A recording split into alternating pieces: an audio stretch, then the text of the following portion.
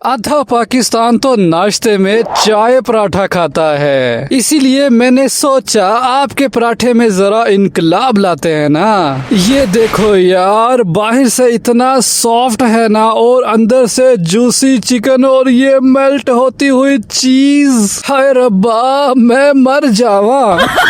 भाई साहब, इस गर्मा गर्म क्रैब पराठे की बस एक बाइट ले ली ना आपने तो सरकार आप चुप। क्या बात कर रहे हैं? हाँ सच्ची, आप चुप करके खाते जाओगे जब तक ये खत्म ना हो जाए। और हाँ, इसको बनाने में भी आपको कोई टेंशन नहीं होगी। पता क्यों? क्योंकि आपका भाई अवैस यार आपके साथ है ना। चलो फिर।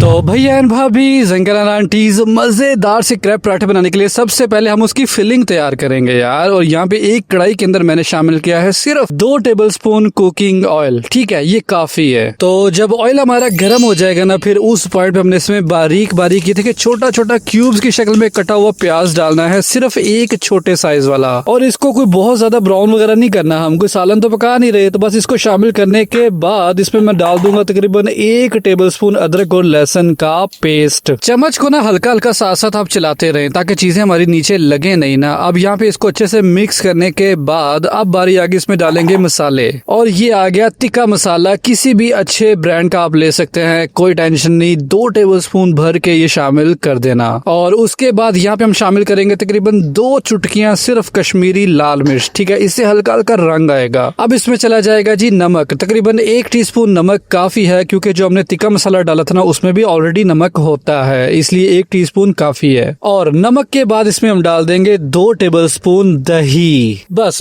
फिलहाल यही सारी चीजें थी। इन सारी चीजों को हमने अच्छे से पहले मिक्स करना है। ठीक है, और इसका खूबसूरत सा मसाला देखे कितना प्यारा तैयार हो रहा है। वाह सुबहान अल्लाह। तो इसको अच्छे से हमने मिक्स कर लिया है। अब बारी आ गई, इसमें हमने शामिल करना है श्रेडेड चिकन। यस, तकरीबन 1 पाव चिकन को हमने उबाल लिया था। उबालने के बाद उसको अच्छे से रेशा रेशा करके श्रेड कर लिया और वो इसमें शामिल कर देंगे। और चिकन बॉईल करना तो आता है ना, कर लोगे ना? हाँ ठीक है, इसको अच्छे से हमने यहाँ पे मिक्स करना है। और देखें, जो हमने मसाला तैयार किया था ना पहले, वो सारा चिकन के साथ लग गया है। अब कहानी ये है कि ये जो फिलिंग हम तैयार करें, ये एक तो अभी थोड़ी है और दूसरा इसने ना चिपकना नहीं है हमारे क्रैब्स के साथ, मतलब कि ये स्टिकी नहीं है। ठीक है, तो अब हमने करना ये है कि ये मेरे पास बॉइल्ड पोटैटोज है। इन बॉइल्ड पोटैटोज को ना अपने हाथों के साथ मैश करके इसमें शामिल कर देना है। और मैं इसमें डाल रहा हूँ तकरीबन 3 मीडियम साइज के बॉइल्ड पोटैटोज। इन पोटैटोज से हमारी जो फिलिंग है ना, वो एक तो ज्यादा हो जाएगी, उसकी क्वांटिटी भी बढ़ जाएगी और वो स्टिकी भी हो जाएगी। बस इसको आपने अच्छे से दबा दबा के चम्मच ला के मिक्स कर लेना है। लेकिन अभी भी इसमें जो आलू की गुठलियां है ना, वो रह जाएंगी। तो उसको खत्म करने के लिए आप पोटैटो मैशर का इस्तेमाल कर सकते हैं। अगर ये नहीं है तो आप इसको ठंडा होने दें। ठंडा होने के बाद बेशक इसको हाथों से मैश कर लें। और हाँ, एक बात तो मैंने आपको बताई नहीं, जब हमने पोटैटोज वगैरह शामिल किए ना, उस पॉइंट पे हमने फ्लेम को ऑफ कर दिया था। ठीक है, फ्लेम को ऑफ करने के बाद आपने पोटैटोज को मैश करना है। चलें, खैर समझ आ गई ना। अब ये देखें, ये हमारी प्रॉपर और स्टिकी और मजेदार सी फिलिंग जो है बिल्कुल तैयार हो गई है। बस इसको फिलहाल रखते हैं साइड पे और अब चलते हैं क्रैब्स की तैयारी की तरफ। तो जिसमें 1 बाउल हमने ले लिया है और उस बाउल में सबसे पहले मैं यहाँ पे शामिल करूंगा 2 अंडे। ये चला गया 1 अंडा और ये आ गया हमारा दूसरा अंडा भी हमने इसमें शामिल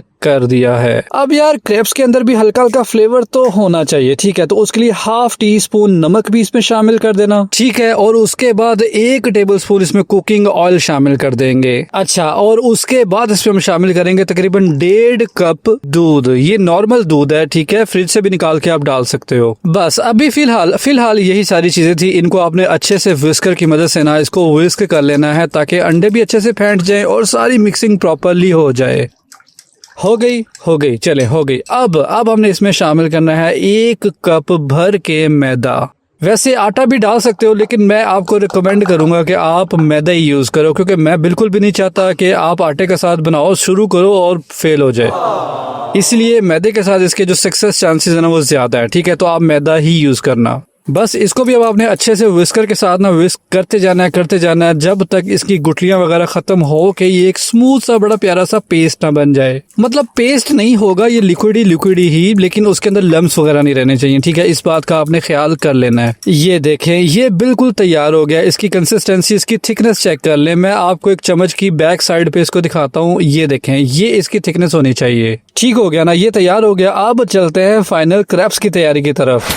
अच्छा, अब ये हमारी रेसिपी का ना आखिरी स्टेज है। ठीक है, इसमें एक फ्राइंग पैन हमने ले लिया, सिर्फ 1 टेबलस्पून उसमें कुकिंग ऑयल शामिल करें। ठीक है, ज्यादा ऑयल नहीं डालना, और ऑयल को पूरे पैन के अंदर ब्रश कर लें। और उसके बाद जो हमने क्रैप का लिक्विड तैयार किया था ना, वो आपने आधा कप भर के लाके इस पैन के अंदर शामिल कर देना है। और शामिल करने का तरीका ये है कि आपने सेंटर में ड्रॉप करना है। ठीक है, इससे ये चारों तरफ फैल जाएगा। और ड्रॉप करने के बाद आपने पैन को उठा के आराम से इस तरह से घुमाना है, ताकि अगर कहीं पे लिक्विड इकट्ठा हुआ है और वहां पे मोटी तह बन रही है तो वो किनारों पे चला जाए। ठीक है, अब आपने इसको पकने देना है तकरीबन 30 सेकंड। हाँ, बस 30 सेकंड इसको पकने देना है। उसके बाद आपने नोटिस करना है कि इसके किनारे पकना शुरू हो जाएंगे। फिर आपने एहतियात के साथ चम्मच को इंसर्ट करना है और एहतियात के साथ इसको उठा के ना आपने पलट देना है। ये देखें जी, माशाल्लाह हमारी नीचे वाली साइड तो कुक हो रही है, लेकिन अभी ये 100% नहीं हुई। ठीक है, कोई बात नहीं, इट्स ओके। अब इस साइड को भी थोड़ा सा पकने दे और दोबारा इसको हम पलट देंगे। दोबारा पलटने के लिए भी वही तरीका, नीचे से चम्मच डाल के आप इसको इस तरह से पलट दें। और माशाल्लाह देखें ये कितने अच्छे से पक रहा है। अब यहाँ पे आपने फ्लेम को कर देना है लो, बहुत लो कर देना। ठीक है, और उसके बाद जो हमने फिलिंग तैयार की थी ना, वो ला के इस तरफ एक साइड पे आपने लगाते जाना है। लेकिन एक बात का ख्याल करना कि ओवरलोड ना करना और खाली जगह भी नहीं छोड़नी, इस बात का भी ख्याल करना। ठीक है, तो इस तरह से फिलिंग देखो मैंने लगा दी है। अब इसके ऊपर मैं डाल रहा हूँ जी मोज़रेला चीज।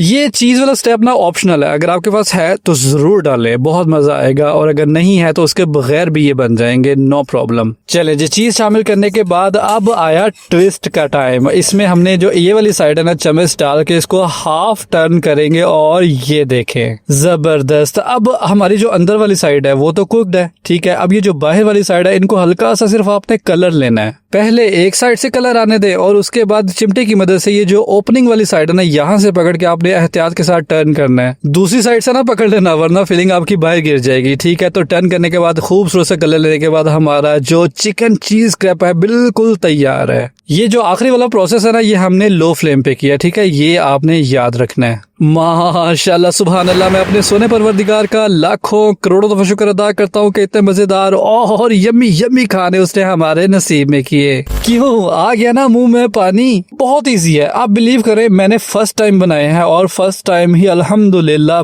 बेस्ट गए हैं ये। तो आप भी अगर चाय पराठा खाते हो ना नाश्ते में, तो एक दफा ये वाला पराठा और साथ चाय ट्राई करो, आपको मजा आ जाएगा। और आपने देखा इसको बनाना भी कितना आसान है। मैं मिलूंगा आपसे अगली एक और किसी बहुत ही जबरदस्त रेसिपी वीडियो के साथ। तब तक के लिए दुआ में जरूर याद रखिएगा और मेरा इंतजार कीजिएगा। अल्लाह हाफिज।